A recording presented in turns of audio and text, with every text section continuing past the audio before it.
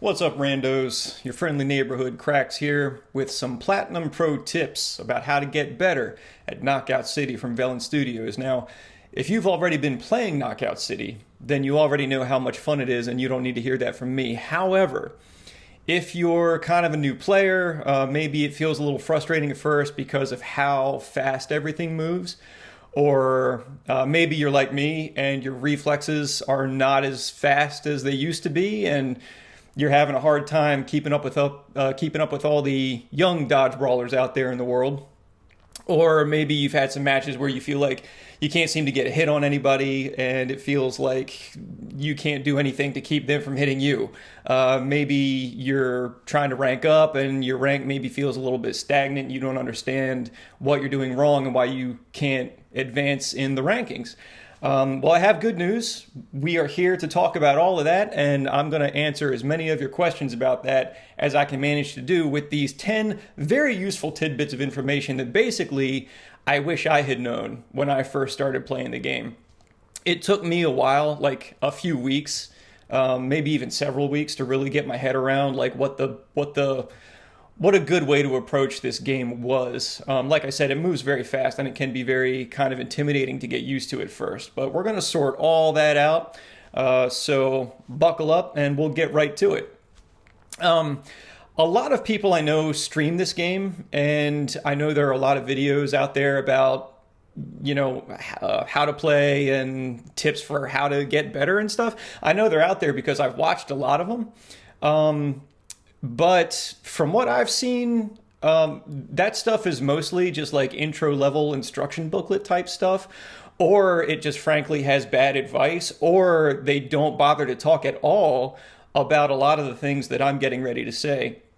So I thought maybe I'd take a few minutes here. Nothing flashy, just, you and me keeping it real with you. 10 bits of info on that nobody seems to mention when they talk about how to get better. So here we go. Item number 1, pass the ball. It's that simple. Item number 1 is very important. It's at the top of this list for a reason.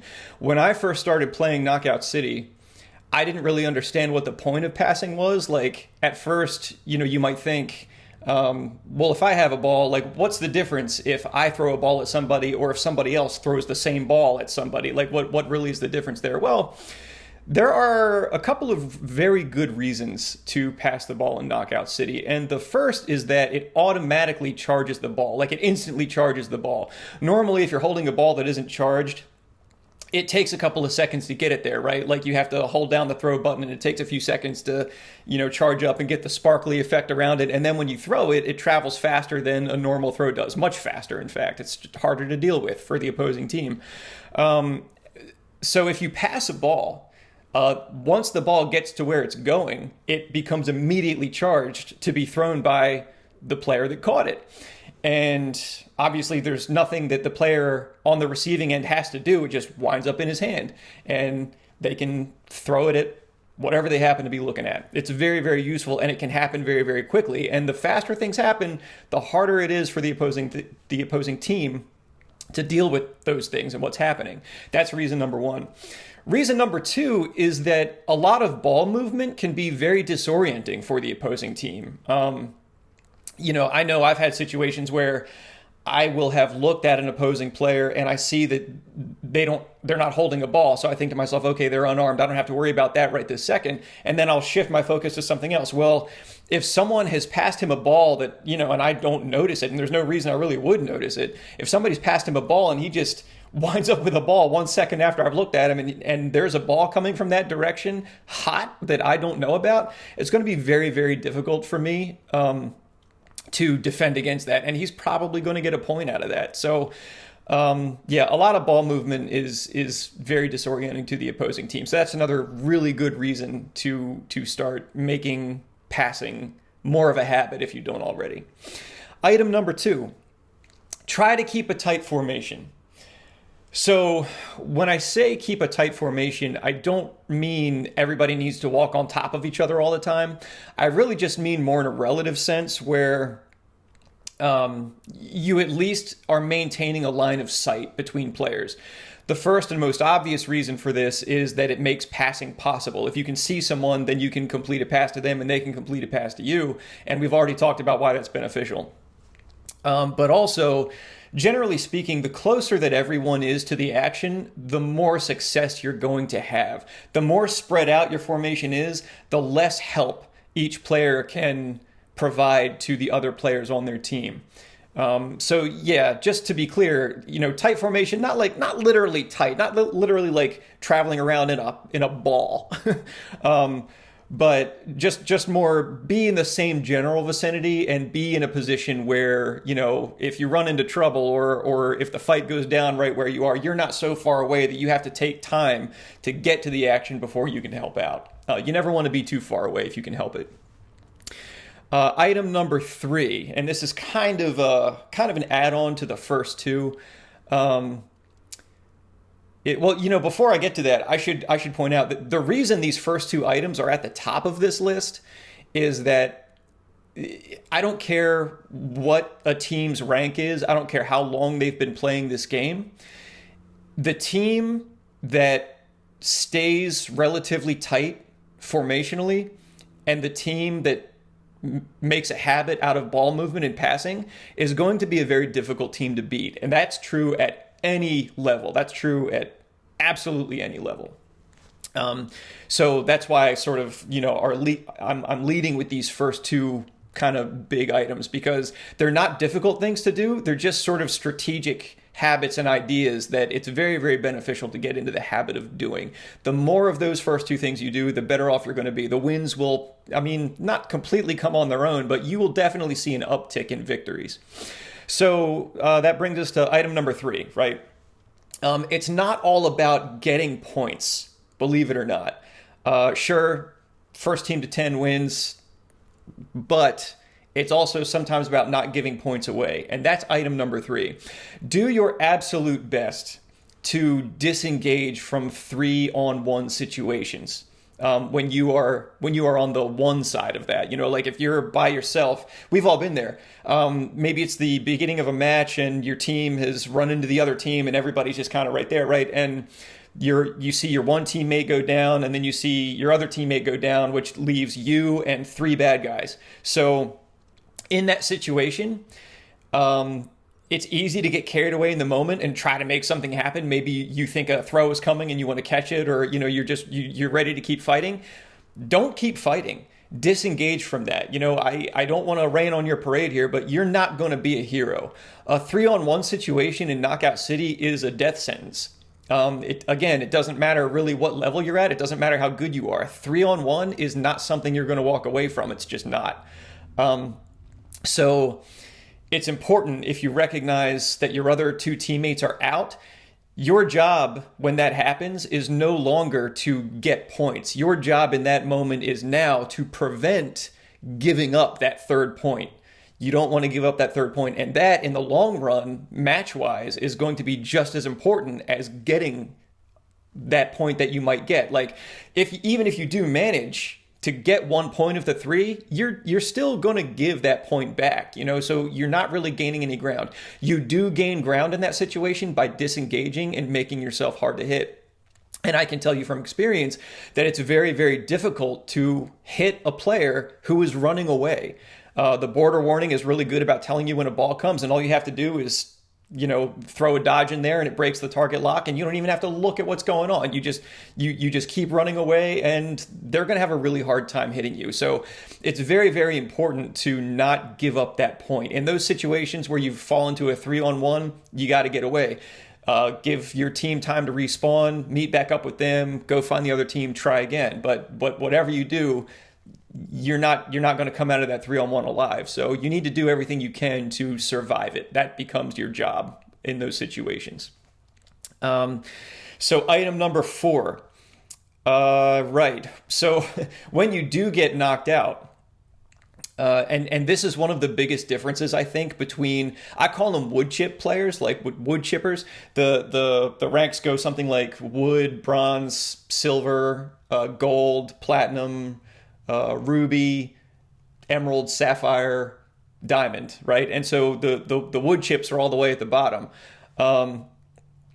what the biggest difference I think between the wood chips and where I am, which is currently Platinum 2, and thinking about reaching for Ruby status here in the not too distant future, the biggest difference in players that I see is that when they respawn, wood chippers don't wait for the rest of the team, A, and B, they will go out of their way to find a ball before they go find the action. And item number 4 is when you respawn, you run straight to the action.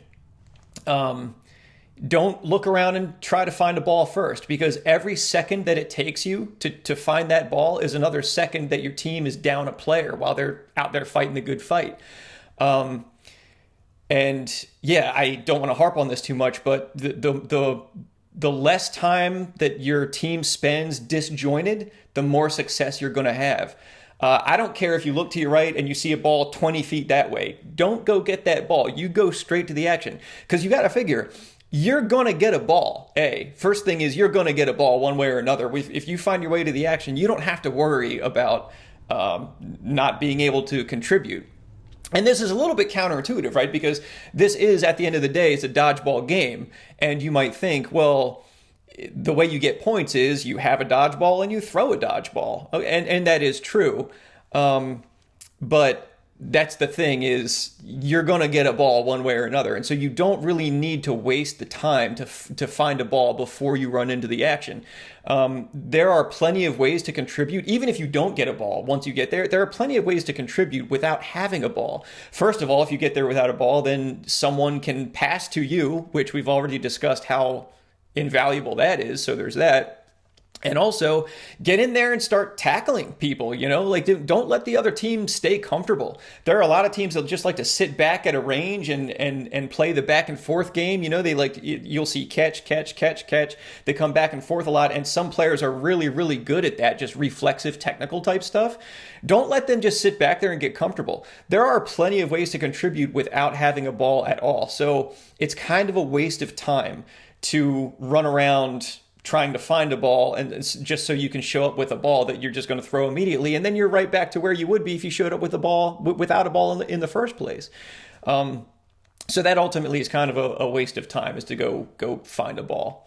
Item number 5: don't get too cute with tactics. I see a lot of wood chippers do this stuff as well. Maybe you think maybe there's a 3-on-3 situation and there's a lot of back and forth happening, and you get this great idea and you're like, oh, I know what I'll do. I'm going to run around the block real quick, and then I'm going to sneak up on the bad guys, and then I'm going to put at least one of them out because he's not going to see me coming, and I'm going to be the hero of the day. Well, again, I hate to sort of rain on your parade, but you're not going to be the hero because the time it takes you to execute that maneuver is time that, again, you're leaving your team down a player. And so you're going to take all this time to run around an obstacle or the block or whatever to try and flank a team that, ultimately you can't really flank anyway, but I'll get to that in a minute. You're going to try to flank a team that now has the opportunity to, with a 3-on-2 situation that you're giving them, they can now just put the rest of your team out. And then by the time you finish your awesome flanking maneuver, you're running yourself into a 1-on-3, which doesn't make any sense at all. Not to mention, like I said a minute ago, you can't really sneak up on people in Knockout City. There's that whole border warning thing. People are going to know when you throw a ball at them. And especially PC players, you can turn around in a hurry. It takes no time at all to turn around. So strategically, it might seem good on paper, like a move like flanking, but there are a lot of downsides to that really aren't worth the points that you are bound to give up while you're trying to make things like that happen. So, yeah, don't get too cute with tactics like flanking. It's not going to go the way that you think it's going to go, and ultimately, it just costs a lot of points.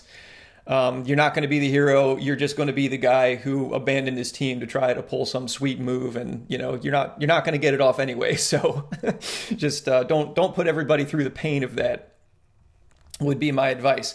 Item number 6. This one's a little bit technical. Don't try to catch everything.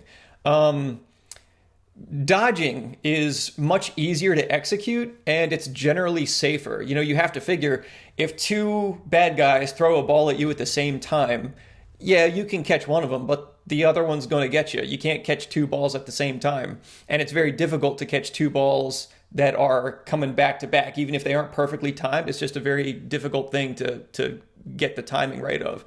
And dodging, yeah, it's not everything, but it's easier. If you're trying to escape a 3-on-1, like we talked about earlier, and you see two border warnings and there are two balls coming at you from two different directions, one dodge breaks both of those target locks and you're safe. You don't have to think about it. All you have to do is dodge once at any point during that ball's flight path. You don't even have to time it. Like you have to time catching, but you don't have to time dodging. Dodging is you just have to press it one time at any point during the ball's flight path and you're safe. You don't have to, you can just kind of do it and then forget the ball ever got thrown. It's great. I'm not suggesting to abandon catching entirely. Absolutely, there's a time and a place for it. And if you can do it well and you're good at it, then it does make life difficult for the other team. And there is, there's a lot of benefit to doing it. It's like an offensive defensive move where dodging is more purely defensive. But I did find in my own game that I started giving up fewer points when I leaned more heavily into dodging and less into catching. And that's probably down to the fact that, like I said earlier, my reflexes are just slower than they used to be. I can't keep up with all these kids, maybe. Everybody else seems to be better generally at catching the ball than I am. But you don't have to be a technical marvel to be good at Knockout City. If you make good, consistent, strategic decisions, the wins will come. Absolutely. So just something to think about. Item number 7, don't overuse the ultimate throw. And I know, it's super fun. It looks really cool. It has this awesome explosion effect when the thing, when you land, and you might even wipe the whole team, the whole other team in one hit. And it feels awesome when that happens. But it comes with a lot of really unsavory, let's say, downsides. One of which is that it takes one player off the board for 5 seconds plus, a little over 5 seconds, I think. And a lot can happen in Knockout City in 5 seconds. So that time you spend in the air is time your team is spending fighting and getting pummeled, maybe. And also, it usually isolates whatever player got thrown. So, you do the ultimate throw, and typically what happens is the player who got thrown, he's trying to find where the other team is so he can land on him and get him. But what usually winds up happening is he'll just wind up in some place that he's too far away from the team. And like we already discussed, it's better to keep the formation tighter than it is to risk all this on an ultimate throw that A, takes too long, B, has a pretty low rate of success. I think it has about a 25% rate of success, maybe in my experience. On a really, really, really good and or lucky day, it might be as high as 40% success. But on top of everything else, it makes the player who got thrown a sitting duck for players like me. I know I actively look for people to get put up in ultimate throws just so I can be in the right place at the right time when they come down, because you're so vulnerable when you land. There's this it's short objectively, but considering what game you're playing, it's actually kind of long. A lot can happen in a single second in Knockout City, and I think the cooldown on that is 1 second. After you land, there's nothing you can do to defend yourself until that cooldown goes by. I think it's a full second, I would say, which is a lot of time. It's definitely enough time for me to stand just outside your blast radius and then pop you as soon as you hit. So. There are a lot of downsides to it, that's all. And again, it's like catching. I'm not saying don't ever do it. There is a time and a place for it, but again, a lot of wood chippers and even people at higher levels, like the bronze, the silvers, and even a few golds I see, just they really overuse that ultimate throw, and they don't really seem to have their heads around when it's strategically appropriate. So again, that's just something to think about. Also, I don't want to forget to mention that when you go into ball form, and you have a teammate who already has a charged ball and he's ready to throw it, and you roll into that teammate because you want him to do the ultimate throw, it knocks that charged ball out of his hands. That ball is no longer charged. He can no longer throw it. He can't make the play that he was about to make, and now he has to take the time to wind you up for the ultimate throw, put you in the air. It takes another 5 seconds for you to come down, only for you to probably miss the other team and get popped in the process, giving up a point. And when you look at it that way, it becomes pretty readily apparent that, yeah, while the ultimate throw does have its place, people do definitely overuse it. So just something to keep in mind. Item number 8 is, it's kind of a hard habit to form, but trust your ears more than your eyes. The sound design in Knockout City is really underrated, and there are a lot of audio cues that tell you what's going on without you having to actually see what's going on. One good example is, when a teammate has gone down for one thing, like you'll hear that little, there's like a train whistle sound effect that happens, and you can sort of glance down at the score and see how the score has changed, and you can be like, oh yeah, okay, I just lost a teammate, and that's good to know, because again, if you know that you've just lost 2 of them, you know that fighting is not necessarily the thing to do. Now you need to make yourself scarce, get somewhere safe, regroup, go back at them later. That stuff is good to know. And also, there's this upward whooshing sound when someone throws a ball at you that crescendos right as it gets to you. So if you get used to listening for these audio cues, you don't actually, between that and the border warning, that lets you know when someone's targeting you, and if the ball isn't already on the screen, it even lets you know which direction it's coming from.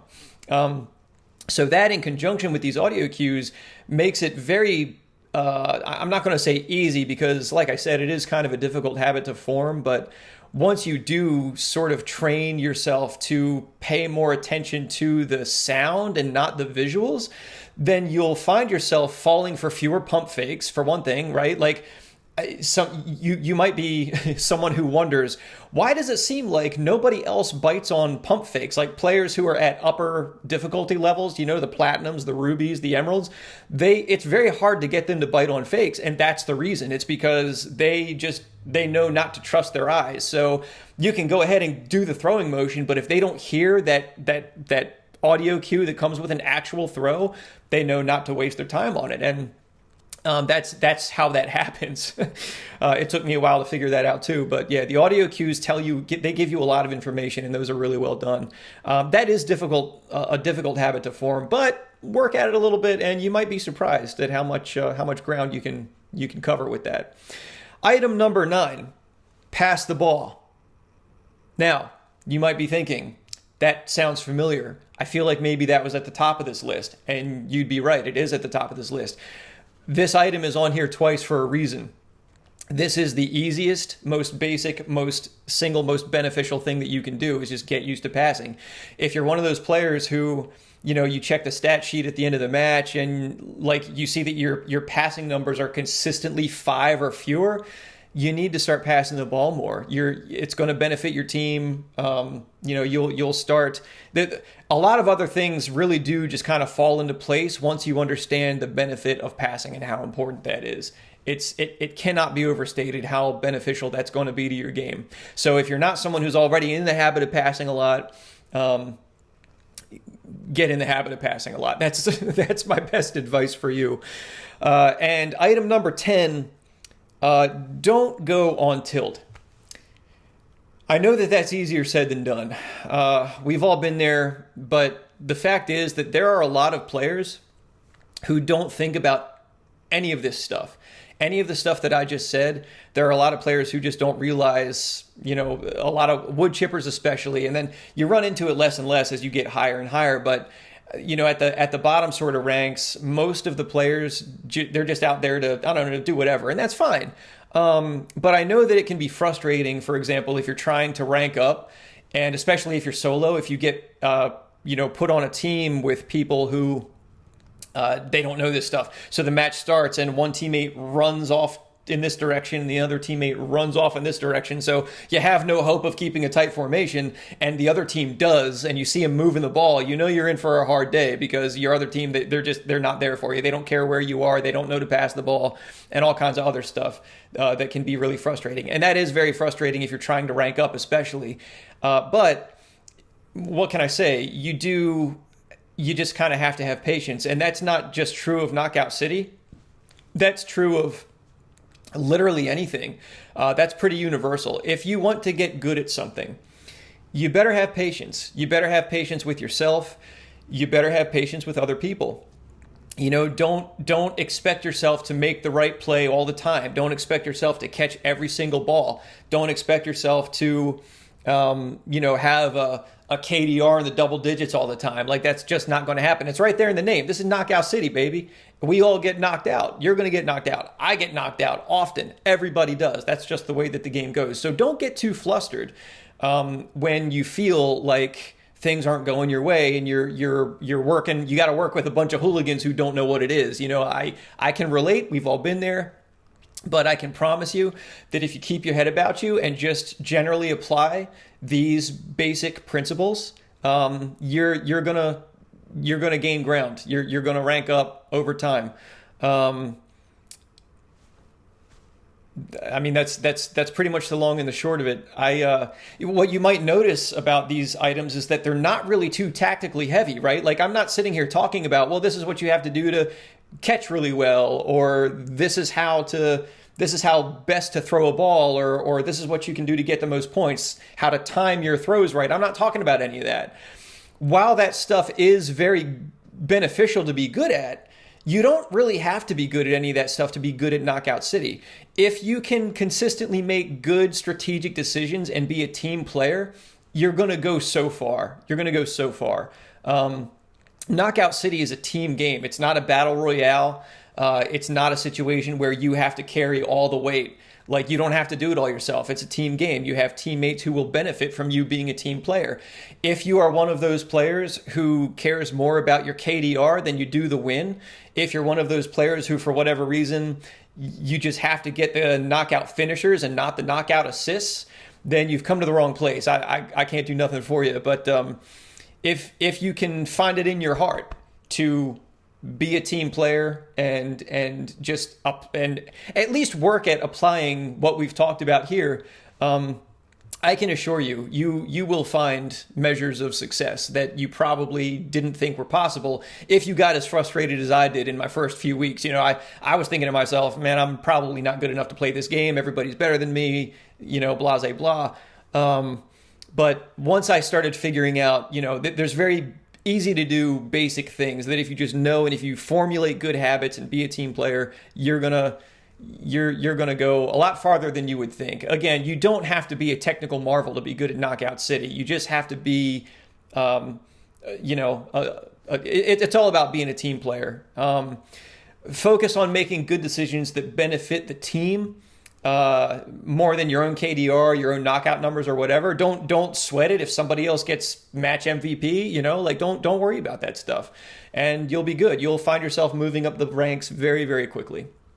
That's pretty much it. Hopefully there's something in here that you find useful and helps you in your game. I hope that, Knockout City is around for a long time because it's amazingly fun. I think actually it's even free to play until you hit level 25 or so. So, I mean, there's no reason not to at least give it a shot. It's so much fun. You're not going to regret it. That's pretty much it. So what can I say? That's it. Seize up, randos. I hope to see you sometime in Knockout City. This is Console Control out. Take care of yourselves.